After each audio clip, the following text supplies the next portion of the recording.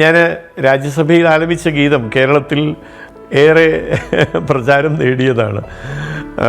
അതാണെങ്കിൽ അത് അല്ലെങ്കിൽ മറ്റേതെങ്കിലും ഒരുപാട് ഗീതങ്ങൾ സംഘത്തെ സംബന്ധിച്ചിടത്തോളം സംഘപ്രവർത്തകർക്ക് പ്രേരണയേകുന്ന ആശയങ്ങളാണ് ഗീതങ്ങളിലൂടെ ആവിഷ്കരിക്കപ്പെടുന്നത്. അത് ഒരുമിച്ച് പാടുന്നത് ഗണഗീതം. ഗണഗീതം എന്ന വാക്ക് RSSൻ്റെ പാട്ട് എന്നല്ല.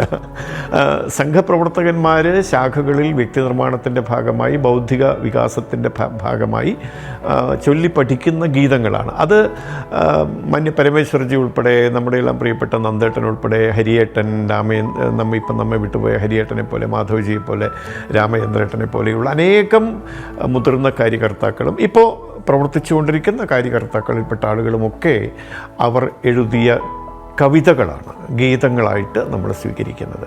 അത് ഇന്നാൾ എഴുതിയ ആളുകളുടെ പേരെവിടെയും പറയാറില്ല. അതും ഏറ്റവും മഹത്തായ ഒരു സങ്കല്പമാണ്. ഇത് ഭാരതമാതാവിന് അർപ്പിക്കുന്ന പൂക്കളാണ് എന്ന നിലയ്ക്കാണ് ആ ഗീതങ്ങളെ അവതരിപ്പിക്കുന്നത്.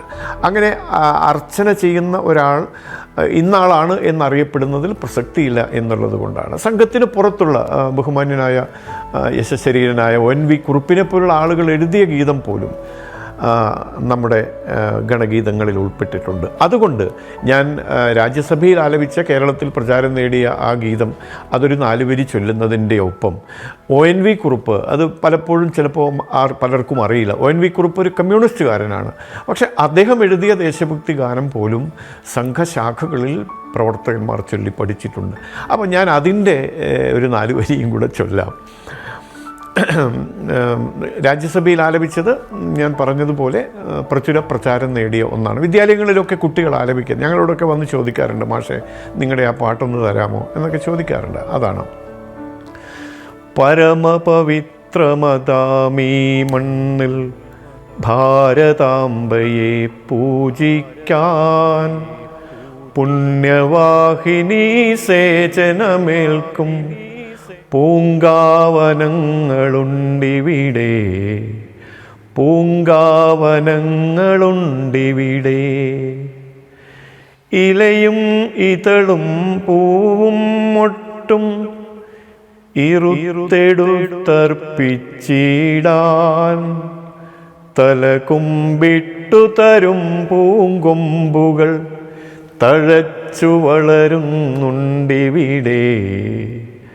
അടിമുടി സേവനവാസന വിതറി അമ്മയ്ക്കർപ്പിച്ചിടാനായി വിടർന്നിടുന്നു മൊട്ടുകളിവിടെ.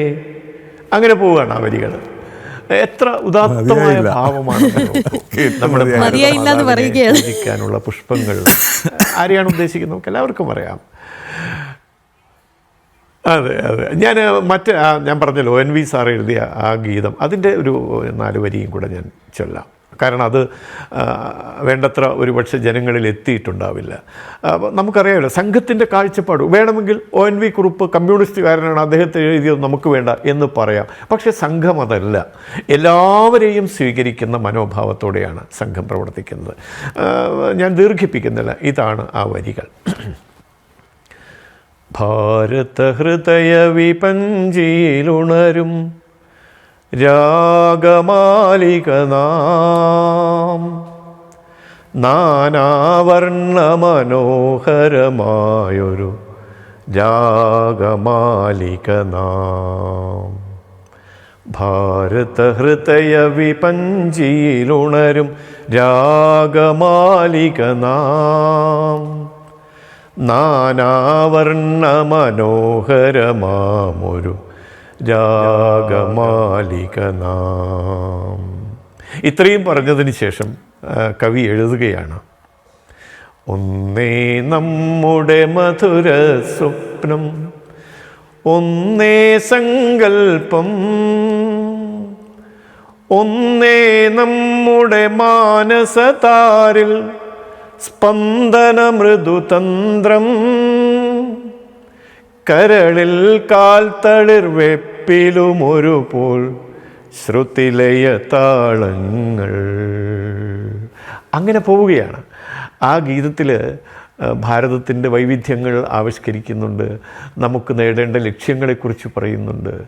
എല്ലാം മുതൽ ആവിഷ്കരിക്കുന്നുണ്ട്. സമയമില്ലാത്തത് കൊണ്ട് ഞാനത് മുഴുവനായിട്ട് ആലപിക്കുന്നില്ല. ഏതായാലും അങ്ങേയറ്റത്തെ ആത്മനിർവൃതിയോടെയാണ് ഇത്രയും സമയം ഞാൻ നിങ്ങളുടെ മുമ്പിൽ ഇരുന്നത്. ഒരുപാട് കാര്യങ്ങൾ ഇനിയും നമുക്ക് പറയാനുണ്ട് പരസ്പരം.